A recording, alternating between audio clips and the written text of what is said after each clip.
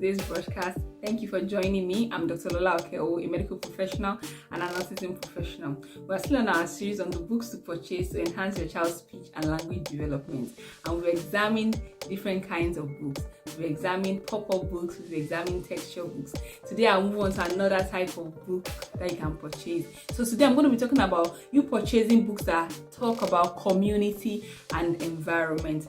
How do I mean? It talks about people in the environment and places in the environment. So when I mean places like maybe the post office, the mall, the fire station, train station, then people in terms of things like the doctors, the police, firefighters, and so much more. So I'll show you some examples of those kinds of books. So I have this series that has to do with different types of people in the environment. I mean professionals now. So this has to do with the doctor. So look at even the front page. What happens when you go to the doctor? Remember, I said you don't have to necessarily mention all the lyrics, but create a story. Doctor is checking your ears. So you go to the doctor. Doctor says hello. Doctor checks your leg, sees how you're feeling. You know, things like that. Create a story. You know, some of the things that your child is even likely to encounter when they go to the doctor's place. Okay, the doctor will check your ear, check your mouth, check your ears. You can even use this to teach body parts.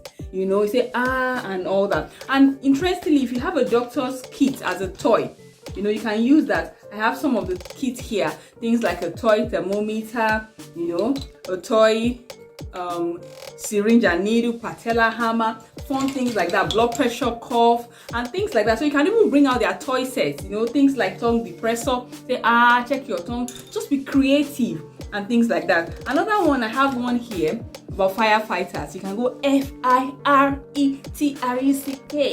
Thou spares the fire truck. So just create a story. You don't necessarily have to really read all the lyrics. Learn about the firefighters putting out fire, what they do, and things like that. Learn about teacher. This has to do with teachers. See, very interesting. Talking about schools, teachers, and what they do. I also have one here about vets, especially if you have pets.